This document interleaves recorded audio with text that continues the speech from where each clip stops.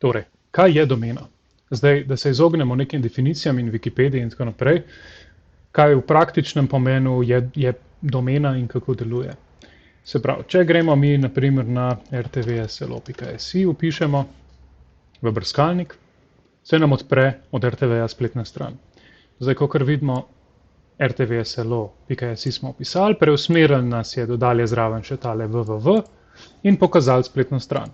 Zdaj, v praksi domena služi tako kot naslov, oziroma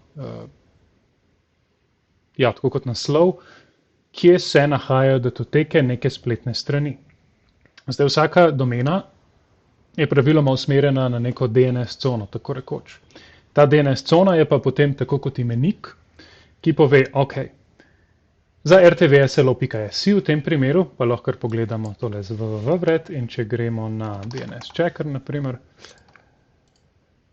za www.rtvslo.si so datoteke te spletne strani, to, kar se je dol prenesel na naš brskalnik, se nahajajo na tem naslovu, na temu IP naslovu, to je naslov nekega strežnika, na katerem ima RTV svoje datoteke.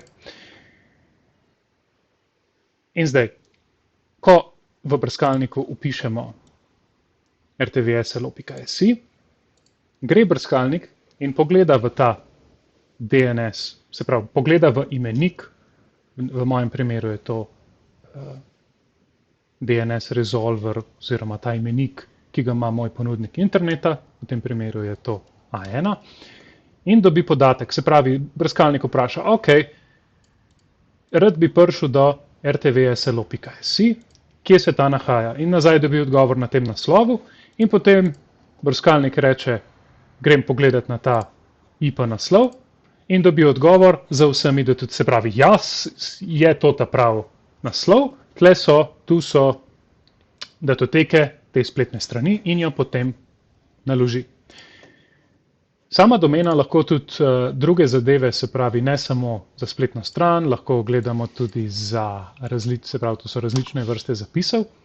V tem primeru, če gledam MX zapis, pomeni e-pošta, se nahaja na teh naslovih, potem v našem primeru je tule A zapis za rtvslo.si, isti kot za www.rtvslo.si.